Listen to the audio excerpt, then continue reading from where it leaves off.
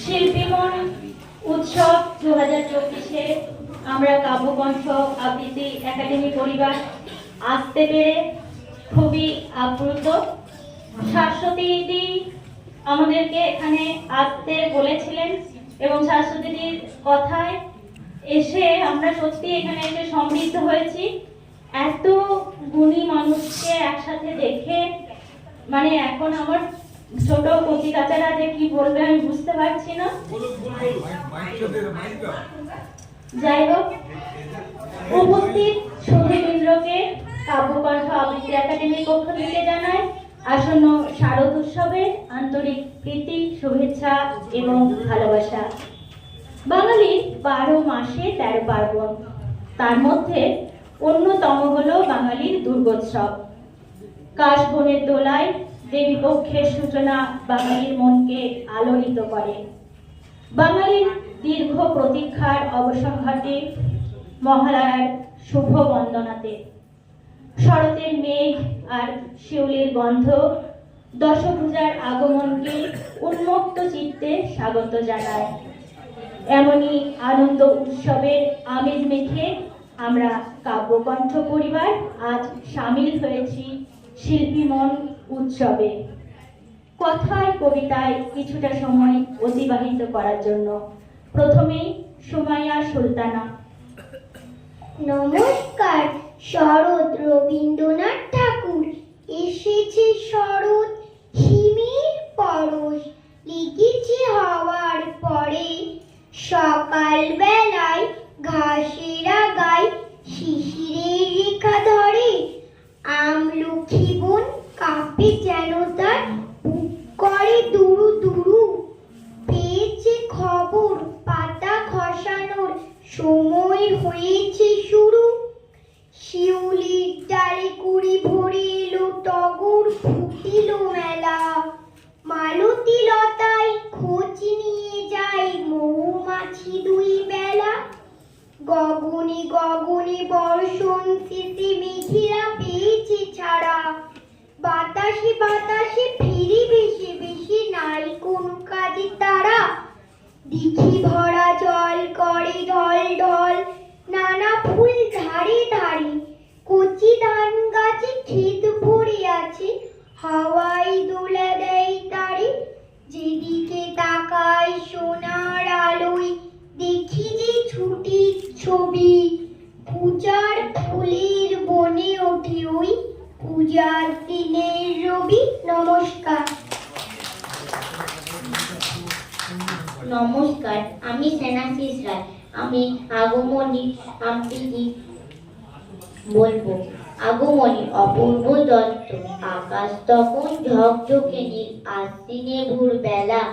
আকাশ জুড়ে পাখনা মেলে সাদা মেঘের ভেলা। জীবন্তে লাল আলোর রেখা মিলিয়ে গেছে সবে।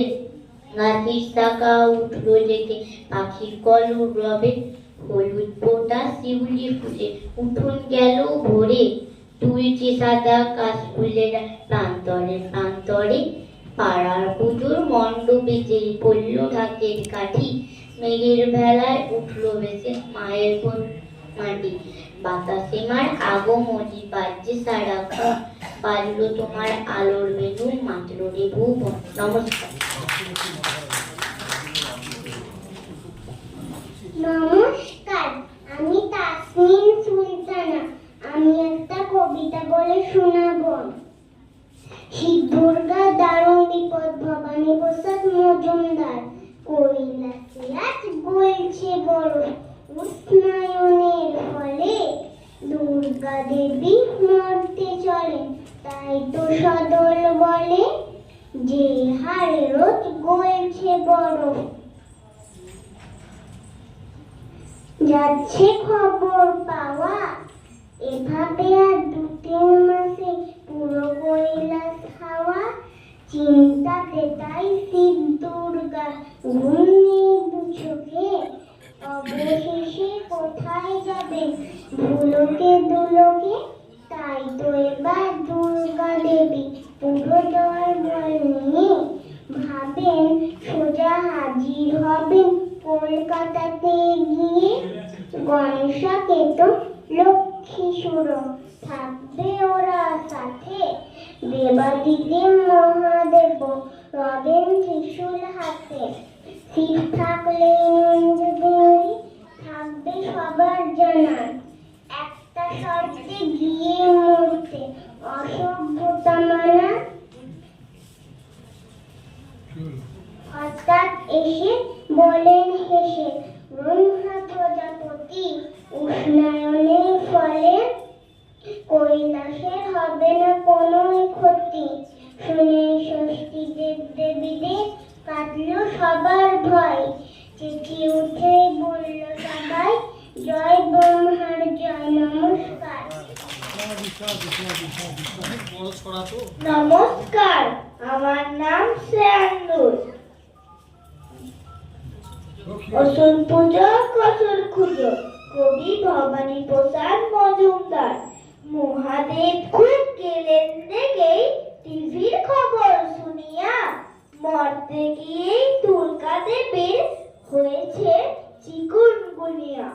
TV heaven channel 7 prime time news শুনে শিবের চক্ষু চড়ক, মেজাজ হলো ফিউজ। সরস্বতীর হয়েছে ডেঙ্গু, লক্ষ্মীর ম্যালেরিয়া। গণেশ দাদা খানের সে একায়োডেমিয়া। ডিস্কো থেকে নেচে নেচে কোমরে ব্যথা কেতর, তাই তো এবার কেউ ঢোকেনি ওরা প্যান্ডেলের ভেতর। অসুর একাই নিয়েছে সব, প্যান্ডেল করেই দখল। নানা